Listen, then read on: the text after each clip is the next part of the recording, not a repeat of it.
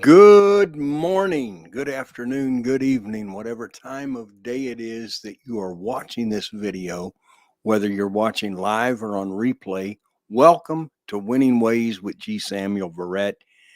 And I am going to be sharing something with you today that I think is so important to each of us because at one time or another, we're probably all prone to make excuses.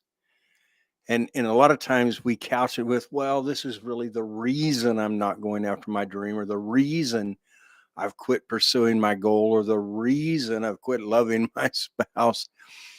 And it's really not a reason, it's an excuse.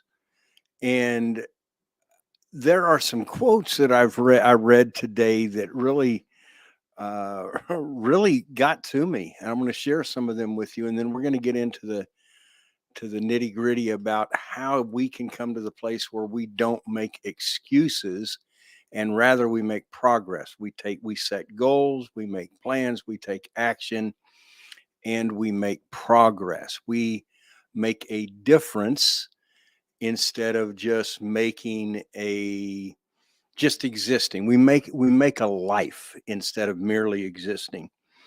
Benjamin Franklin once said, "He that is good for making excuses is seldom good for anything else." Wow.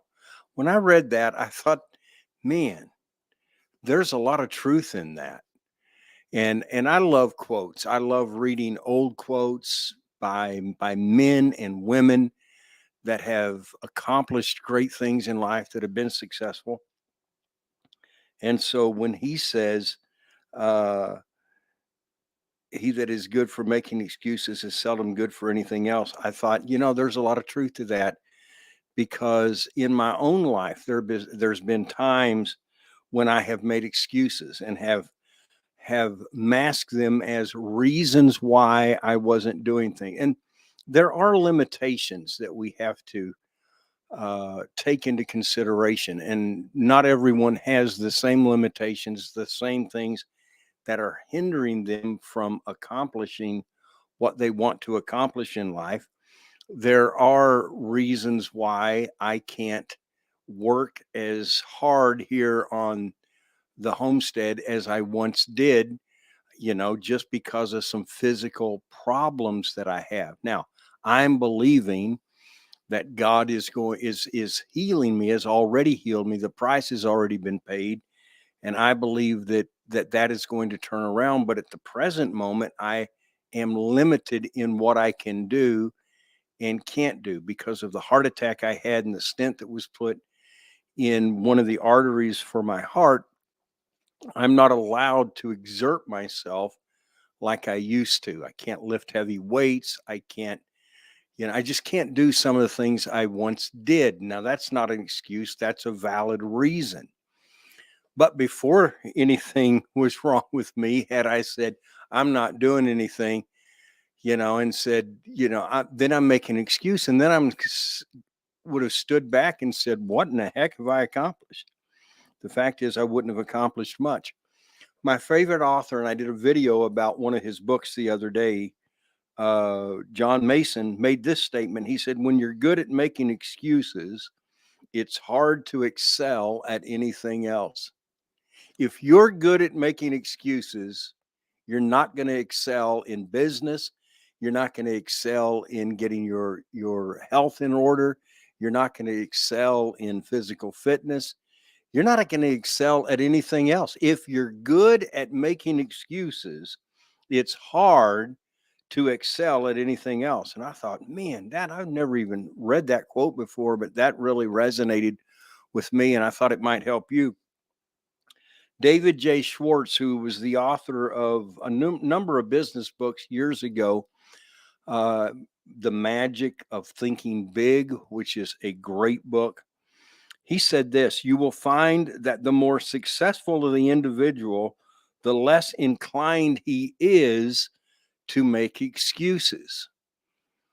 Let me see here. Excuses are the lies you convince yourself are true to avoid proving you are worthy of the gift you were giving.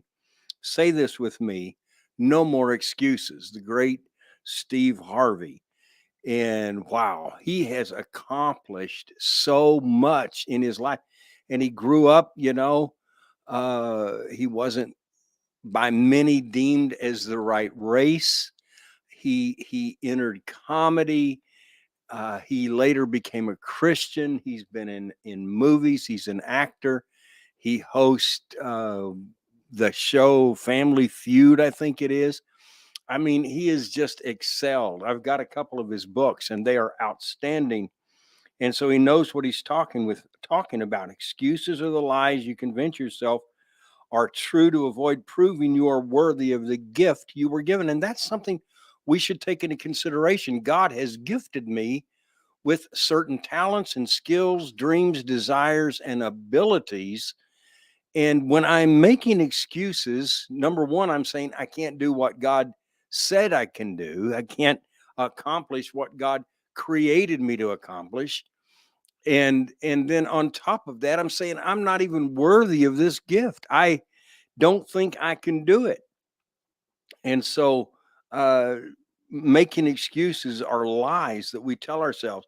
John Maxwell said it's easier to go from failure to success than to go from excuses to success. Wow, think about that.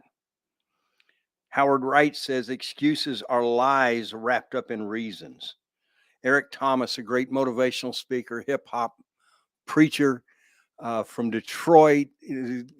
Uh, if you ever watch any of Eric Thomas's videos, he will fire you up. If he doesn't, you're dead. You need to be buried. He said, be stronger than your excuses. Excuses are strong, but you can be stronger. Jim Rohn, the great success philosopher, one of my favorite speakers of all time, and I still watch his videos years after he died. He said, if you really want to do something, you'll find a way. If you don't, you'll find an excuse. Les Brown, another great motivational speaker and a Christian, said, don't make excuses, make changes. I like that. And then I think one of my favorite quotes about excuses also came from Jim Rohn when he said, excuses are the nails used. Let me read that again. Excuses are the nails used to build a house of failure. Wow. I don't think most of us wake up one day and say, I think I'll be a failure. I just don't want to accomplish anything. I think I'll fall short of my dreams and visions. I'm just going to meander through life. No, it just kind of gradually happens for a lot of people. But if you are constantly making excuses, well, I'm not smart enough, I'm too old, I don't have the resources I need, nobody will give me a chance, I don't have time, and on and on and on. If you can just keep making excuses as to why you're not taking action, why you're not doing what you were created to do, why you are not pursuing the vision that you have. And don't tell me you don't have a vision, because I haven't met anyone that doesn't have a dream or vision of something they want to accomplish in life. And all of our dreams and visions are different, but we all have them. And so, but many times we're just making excuses, finding, telling lies to ourselves to appease ourselves, to make ourselves feel better. Well, you were born on the wrong side of the track. You don't have the support. Listen, history is filled with people that have accomplished great things because they got to a place where they didn't make any more excuses. Think about it. Thomas Edison, who is, it is said, invented the light bulb. And there's a lot of controversy about where did he come up with the idea and who really, but it doesn't matter. He had over 10,000 attempts at developing a filament and failed every single time. But he didn't make an excuse. After the first one, most of us would have made an excuse and said, this is too hard. I can't do it. It's impossible. There is nothing that will work as a filament for the light bulb. But he kept going. He kept going. And after 10,000 failures, he finally invented or came up with what it would was necessary, the necessary element for a filament in the light bulb. But he didn't make excuses. He made progress. And somebody said to him one time, "You failed thousands of times. How does that feel?" He said, "I haven't failed thousands of times. I have thousands of times found something that didn't work. And every time one thing didn't work, it led me closer to the next thing that might work. And eventually he found it." And that's the way it is with everything. It's the way it is with Henry Ford and the automobile. It's the way it is in today. I mean, Steve Jobs came up with the idea for the iPhone and the Apple iMac and the Macintosh, I should say. And it was trial and error until, it became a product that has been very successful. It's true in all areas of life. You can't make excuses. You have to take action towards the goal you have set for yourself so that you can see the dream and the purpose for your life fulfilled. You can see your vision become a reality. I believe one of the key secrets to changing your life is to have a vision for your future. The Bible teaches us without a vision, the people perish. Without a vision, one version says they cast off restraint. Another version says they run wildly. Another version of that verse in Proverbs, without a vision, the people run in circles. They run wild. Vision is what fuels hope. Vision gives us something to believe in. Given vision gives us something to work on. Vision motivates us to take action. That's why the Bible teaches us in Habakkuk that we are to write the vision and make it plain. A vision not written down is merely a wish. Be clear. Write out exactly what you want. Your vision is your goal. You've written out your goal. Now it's time to take the next step. Develop a plan for seeing your vision become a reality. No more excuses. Develop a plan. Do your research as to what it's going to take to see your dream or vision become a reality. Write out your plan in detail. Uh, Something my mom used to say to me, when I was a kid, and you've probably read this because my mom was a reader and she wrote all kinds of notes. It's where I get that from, because I've got thousands and thousands of notes here in this area where I'm filming today, and I've just notebooks full, computer hard drives full of things notes that I've written that I've taken. And I got that from my mom, but she used to tell me a short pencil is greater than a long memory. And I know you've probably heard that before. It's not original. Wasn't original with her. It's not original with me, but it is true. A short pencil is greater than a long memory. So you got to write out your plan in detail. And if you're going to come to a place where you're not making excuses, where you're pursuing the vision God has given you, the dream that he has placed in your heart, you need to review your vision on a daily basis. I'm constantly thinking about the Winning Way show and how can I make it better? How can I get a better setup? How can I get a better workflow? How can I do this to where not only is the quality better, but I'm able to really get my message across, and I am able to draw people in and they stay on while I'm broadcasting. So so I review it all the time. I'm constantly thinking about it. I'm making adjustments. I'm keeping it up to date. I'm editing it as I go. You got to make the decision then, once you've written the vision out, to go for your vision. You've got to cut off everything that is not taking you closer to seeing your vision fulfilled. It's your choice, not someone else's. Nobody else can make you live your vision or pursue your vision. If you don't work to see your vision become real, you will work to make someone else's vision real. Did you hear that? If you don't work to see your vision become real, you will work to make someone else's vision become real. And there's nothing wrong with that. But if everybody was just working to make somebody else's vision become a reality, then nothing would get accomplished.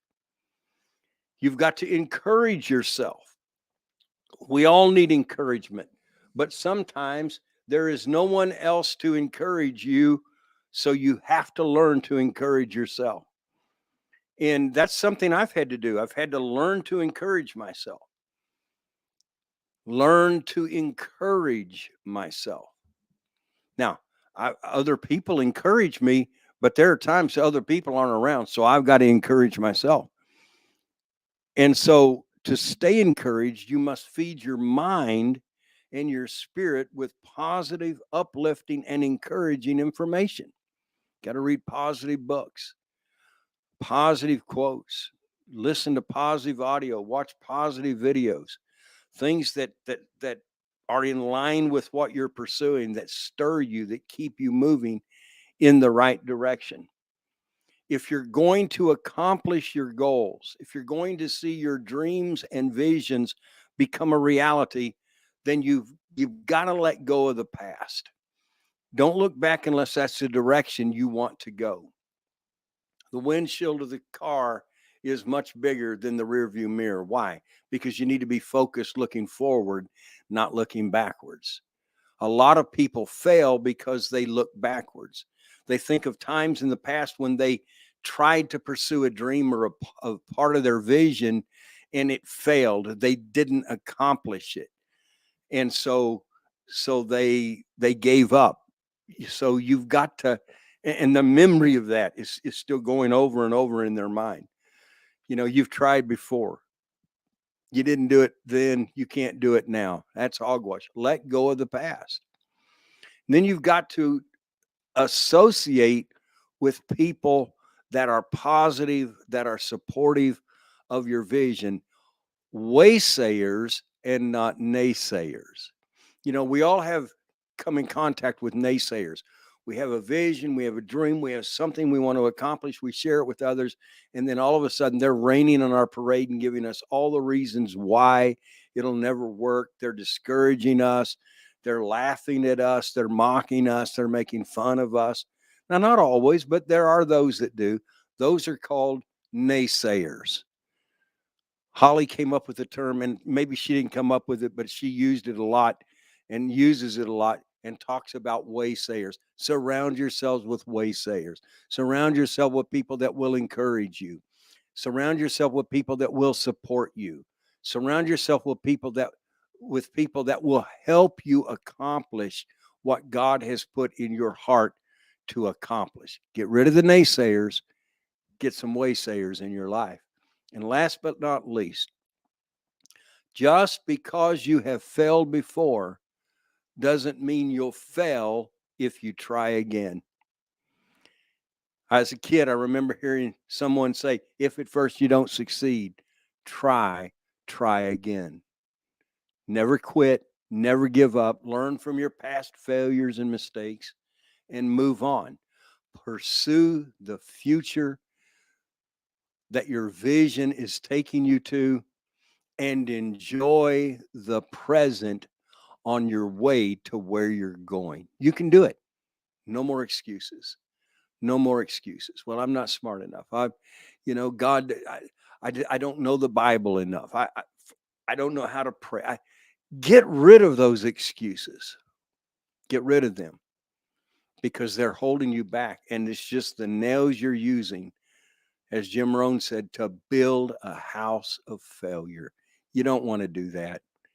You weren't called to fail in life. You were called to win. You weren't called to be defeated or created to be defeated in life. You were created to overcome, to be victorious, and to be successful. I hope you got something out of this video. I started to say out of this movie. It's not a movie. But I hope you got something out of this video today that encouraged you, inspired you, motivated you to take action and to never quit and never give up. God bless you.